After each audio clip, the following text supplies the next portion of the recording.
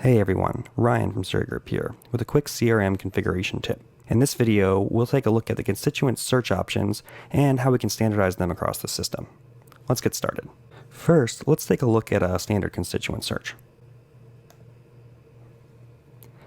Here we can see the constituent search by name or lookup ID window. The default field allows you to search for a constituent using a first name, last name, or lookup ID. This differs from the search available in batch entry. Here, in this enhanced revenue batch, we can see that the default filter only allows you to search for last name. To search for lookup ID, you would need to hit tab twice and then search. This can be pretty frustrating if you've already gotten used to one search field. So let's go ahead and fix it. To accomplish this, we'll first navigate to the administration functional area. Then scroll down until we find the search list configuration task.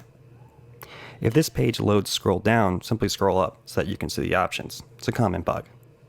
Then let's click on Manage Search List Replacements. This configuration option allows you to replace a search list with another when it's called by a task. To do this, let's click Add. Next, let's search for the list that we'd like to replace. You can find the name of this on the top of the list, Batch Revenue Constituent Search. Using our wildcards, we'll attempt to find this. Here we go. Next, we'll select the list we'd like to replace it with. In this case, it's going to be our constituent by name and lookup ID.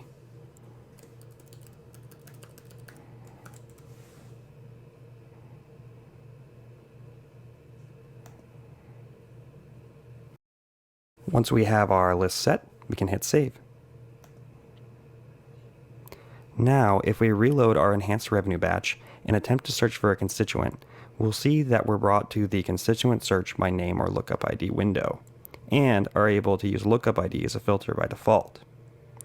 One thing to note before making this change, this search will not find educational institutions, which are a record type in Blackbaud CRM. So, if you're taking money from those actively, it may not be wise to make this configuration choice. Now, let's take a look at adding optional fields to search lists. First, we'll navigate back to our search list configuration page, then through the Configure Search List Fields task. Here, we'll see a list of available search lists in the system. Locate the one you'd like to update and click Edit. Here, you'll see a list of available output and filter fields you can add into the search list. Here we can see primary class here, middle name, and prospect manager.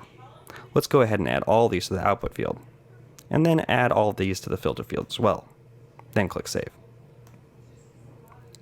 Now, if I go to make a constituent search, we'll see I'm able to use prospect manager and primary class here as filters, as well as see those on the output. Well, that about covers it for today. If there's any topics or configuration tips you'd like to see in the future, please drop us a line below in the comment section. Thanks for listening, and happy fundraising.